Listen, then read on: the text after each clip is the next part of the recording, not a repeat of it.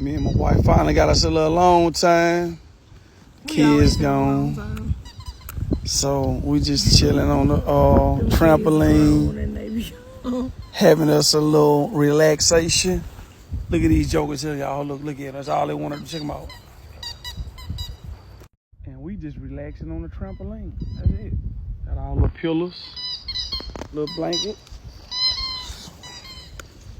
The clock reads 4:35 a.m. on March 30th, 2025. Ron Mar Drive sits quiet in Alexandria's Bocage subdivision. The streetlights cast long shadows across manicured lawns. Most families are still asleep in their beds. Then the silence breaks. A neighbor's frantic voice floods the 911 dispatch center. There's gunshots. Please hurry. The house on Ron Mar Drive. Alexandria police race through empty streets. Officers arrive at the 5900 block to find a two-story home that looks like any other on this suburban street. The porch light still glows. A child's bicycle leans against the garage. But inside, officers discover a scene that will haunt this community forever. 38-year-old Shaterrica Smith lies motionless. Nearby, 42-year-old Tracy Johnson. Both gone. A marriage that began with promises ended in gunfire. How did a mother of two who felt safest at home meet her end in the very place she trusted most? Meet Shaterrica Smith, a 38-year-old mother working hard to give her two children the life every parent dreams of. Just days before March 30th, she shared photos of family dinners and homework sessions. Normal moments. Happy moments. Meet Tracy Johnson, her 42-year-old husband. The man who stood beside her at their wedding in 2023. The man neighbors saw, washing his car on weekends. The man who would destroy everything in 4 terrible minutes. 730 days of marriage. 14,000 hours of shared life. All ending before the sun could rise on a Sunday morning in Bocage subdivision. Baby, I do it all. For real. I'm hitting my baby with these straw curls. Working the one. Feel me? I do eyelashes too. I do anything for her. I'm a fool for love. Like what that boy say, Frito Bang, I'm a fool for love, man. Welcome to True Crime Anatomy. Thank you, my amazing subscribers. May your families stay safe wherever they are. If you're new here, don't forget to subscribe, like, and share to become part of the family. Today's case comes from Alexandria, Louisiana, where love turned deadly in just 2 short years.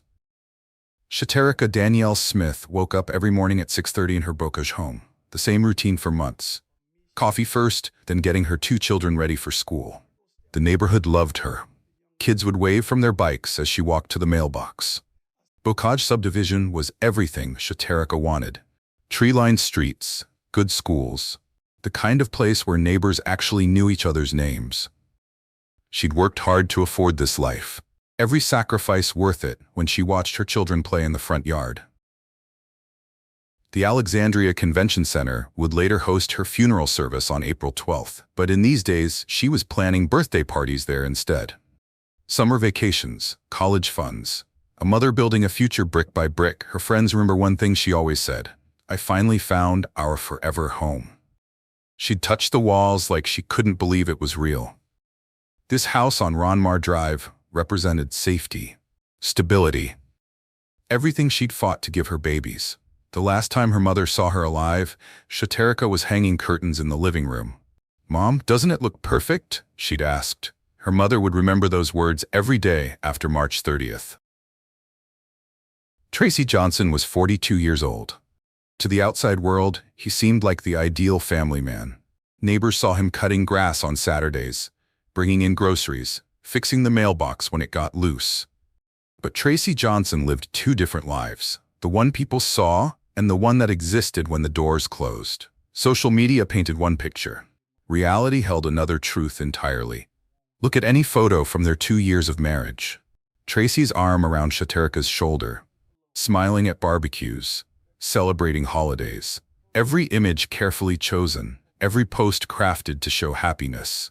What the camera didn't capture were the moments between the photos, the arguments neighbors occasionally heard but dismissed. The times Shaterrica's smile didn't quite reach her eyes. The way she sometimes flinched when he moved too quickly. Before Shaterrica, there were others. women who'd known Tracy Johnson, women who might have warned her if anyone had thought connect the dots. But abusers rarely come with warning labels. They come with charm, with promises, with public displays of affection that make everyone believe the lie. 2 years before the gunshots on Ron Mar Drive, Shaterrica Smith met Tracy Johnson. Alexandria isn't a huge city. People cross paths at grocery stores, gas stations, church events. For them, it happened fast. Too fast, some would say later. By 2023, they were married. The wedding photos tell a story of hope. Shaterrica in white, radiant. Tracy in his suit, hand on her waist, family members smiling, children holding flowers. Every picture captured what weddings are supposed to be. New beginnings. But beginnings can deceive. Friends noticed small changes first. Shaterrica stopped coming to girls' nights. Tracy likes me home, she'd explain. Phone calls became shorter. He doesn't like me on the phone too long. Lunch dates canceled. We're trying to save money. Each excuse made sense alone. Together, they painted a different picture. The isolation happened slowly. First, it was just staying in more. Then it was questioning her friendships. Why do you need to see them so much? Became they're not good influences, which became I'm all you need. By early 2025, Shaterrica's world had shrunk to the walls of that bocage home. The children, Tracy, and the growing fear she couldn't name. March 25, 2025, Tuesday. 5 days before the end. Neighbors on Ron Mar Drive went about their regular routines. Kids caught the school bus, adults headed to work, everything normal. But inside the house at the 5900 block, something had shifted. March 26, Wednesday. A neighbor walking her dog heard voices from the Smith Johnson home, not screaming, just raised. Tense, she kept walking. Couples argue, it happens. March 27, Thursday, Shaterrica posted a photo on social media, her children doing homework at the kitchen table. Blessed, she wrote. One word. Looking back, was she trying to convince others or herself? March 28, Friday. The Bocage subdivision prepared for the weekend. Families made plans. Shaterrica made none. That evening, another neighbor heard what sounded like glass breaking. They turned up their TV. Not their business. March 29th, Saturday night, the last night. What happened in those dark hours? What words were spoken? What final argument pushed Tracy Johnson past the point of return? We know that by 4:35 a.m. it would be over. But in these hours, as Saturday became Sunday, Shaterrica Smith was still alive, still breathing, still believing she'd see another sunrise. She had less than 8 hours left. The children slept in their beds, unaware their lives were about to shatter. The neighborhood slept too, peaceful in their ignorance. Even the night seemed calm. No storms, no signs, just the quiet before everything changed. In less than 12 hours, yellow tape would surround the house. 4:30 a.m. The first neighbor wakes to voices. Not unusual, sound carries in the early morning quiet. But these voices are different, sharper, desperate. A woman's voice, a man's, back and forth, rising. 4:32 a.m. More neighbors stir. Someone looks at their clock, considers calling police, decides against it. Domestic disputes are private matters. Nobody wants to get involved. 4:34 a.m. The arguing stops. For 1 minute, silence returns to Ron Mar Drive. 1 minute where everything could have ended differently. 60 seconds where Tracy Johnson held a choice in his hands. Where Shaterrica Smith was still breathing, still hoping. 4:35 a.m. The first shot shatters the morning, then another. Now the 911 calls flood in. Gunshots on Ron Mar Drive. Someone's shooting. Please hurry. The same neighbors who stayed quiet before now scramble for their phones. But it's already too late. Alexandria police units respond immediately. And an apparent murder-suicide took place Sunday morning, sending shockwaves through the city. Alexandria police say at around 4:30 a.m. they responded to a domestic disturbance in the 5900 block of Ron Mar Drive. 2 bodies were discovered upon arrival, 38-year-old Shaterrica Smith and 42-year-old Tracy Johnson. Officers speed through empty streets, badges catching the streetlight. They've handled domestic calls before. But something about this one, the multiple callers, the gunshots, tells them this is different. They arrive at the 5900 block to find a house that looks undisturbed from the outside. Porch light on, no broken windows, no signs of forced entry. Just an ordinary home in an ordinary neighborhood where something extraordinary and terrible has happened. The officers announce themselves. No response. They enter through the front door, unlocked. The living room appears normal, family photos on the walls. Children's backpacks by the door, then they see her. Shaterrica Smith, 38 years old, mother of 2, dead from a gunshot wound. They find Tracy Johnson moments later. The 42-year-old has a self-inflicted gunshot wound, the weapon still nearby. In death, he avoided accountability, no trial, no prison, no facing what he'd done. Upstairs, movement. The officer's heart stopped. The children, they're alive, physically unharmed but forever changed. They slept through their mother's murder, woke up as orphans. The crime scene tells its story without words. This wasn't a break-in, wasn't random violence. This was intimate, personal. The kind of violence that comes from someone who once promised to love and protect.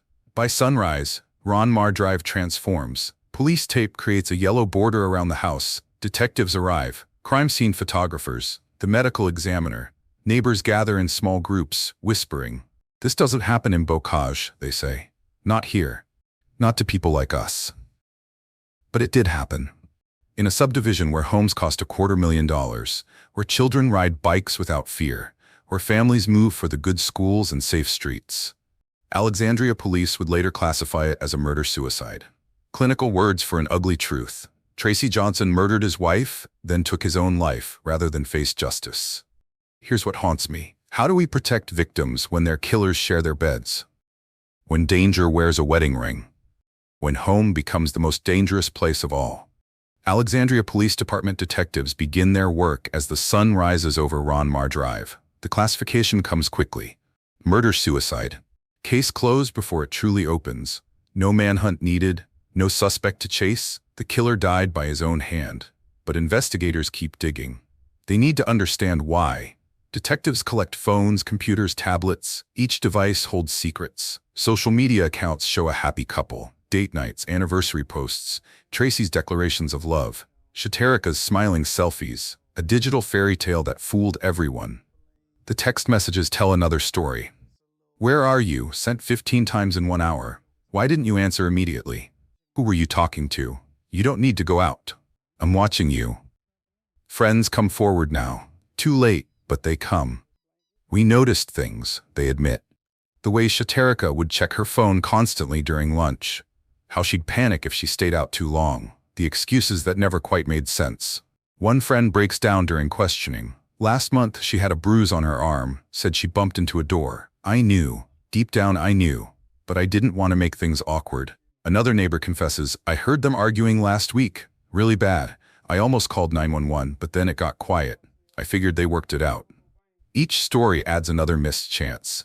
Another moment when someone could have spoken up, could have called, could have helped, but didn't.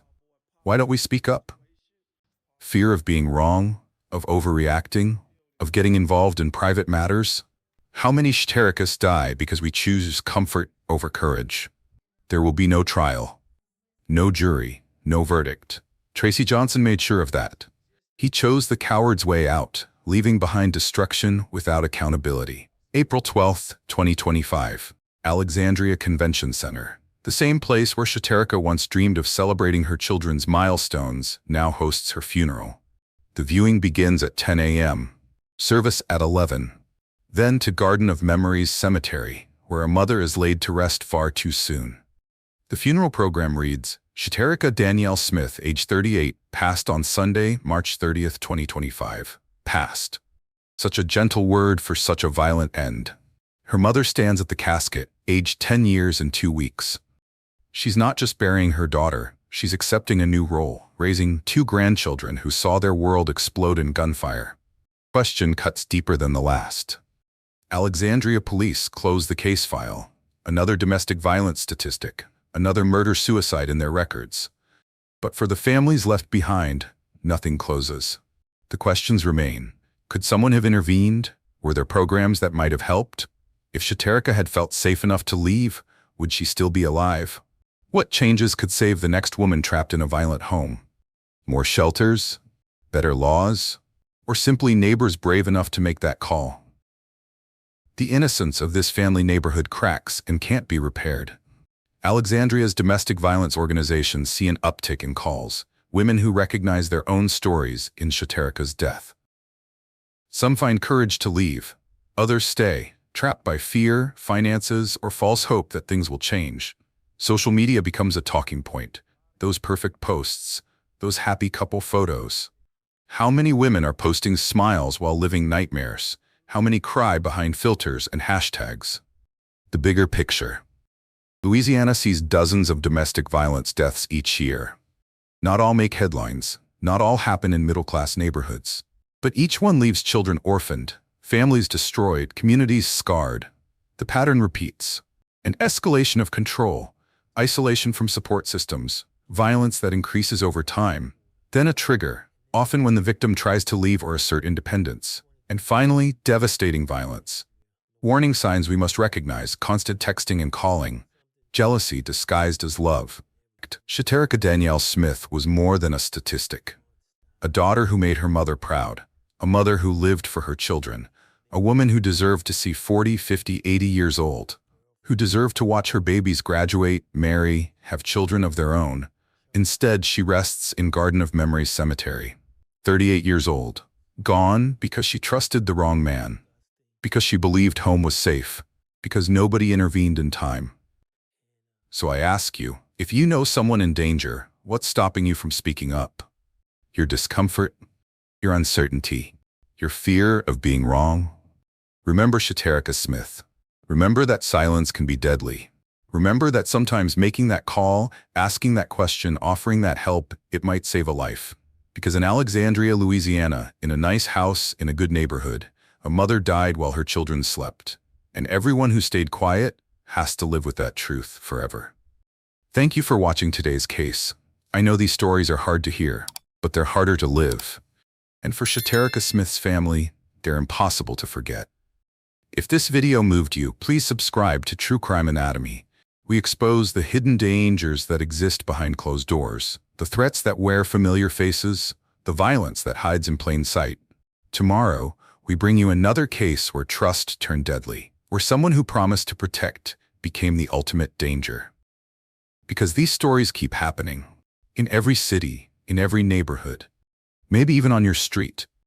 Before you go, I want you to think about something. Right now, as you watch this, it's evening somewhere.